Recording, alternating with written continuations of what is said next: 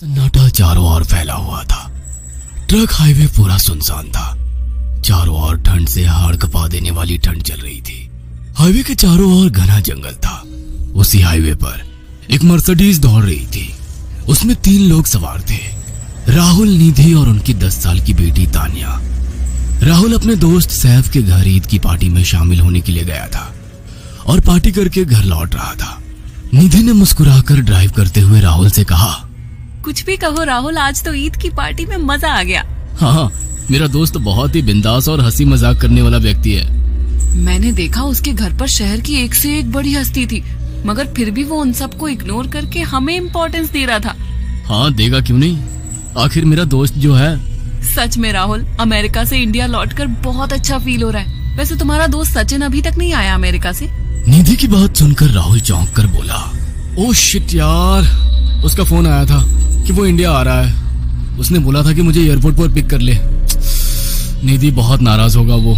कोई बात नहीं, उससे बोल देना कि तुम्हें बिल्कुल याद नहीं रहा और फिर तुम्हें सैफ की इनवाइट की हुई ईद पार्टी में भी तो शामिल होना था।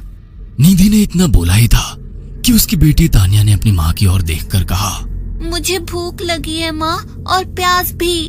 तानिया की बात पर निधि ने बुरा सा मुंह बनाकर उसकी ओर देखकर कहा, पार्टी में तो इतना खाया था तुमने, फिर भी भूख लगी है। निधि की बात पर तानिया ने मासूम सा चेहरा बनाकर कहा, कोई बात नहीं मम्मी, मुझे पानी ही पिला दीजिए। कितनी बार बोला है मुझे मम्मी मत बोला करो। पानी अभी नहीं है, आगे जाकर कोई शॉप पड़ेगी तो बोतल खरीद के दे दूंगी। निधि की बात पर राहुल ने मुस्कुराकर कहा, छोटी बच्ची है निधि, इतना नाराज होना सही नहीं है। राहुल ने इतना कहा ही था कि अचानक एक काली परछाई राहुल की कार के सामने आकर खड़ी हो गई। राहुल के पैर अचानक ब्रेक पर पड़ गए।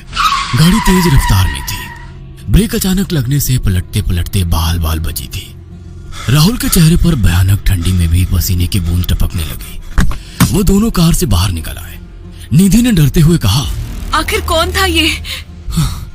ऐसा लगा जैसे कि कोई भयानक काली परछाई मेरे कार के सामने आकर खड़ी हो गई हो। वो दोनों काली रात के सन्नाटे में इधर उधर देखने लगे। तभी निधि को एक घने पेड़ के पास दो चमकीली हुई आंखें दिखाई दी। उसकी आंखें बिल्कुल भेड़ियों की तरह लग रही थी। निधि ने चीखते हुए राहुल से कहा, राहुल देखो कौन है वो, जल्दी से गाड़ी में बैठो, मुझे बहुत डर लग रहा है। राहुल ने उस तरफ देखा तो उसके रोंगटे खड़े हो गए।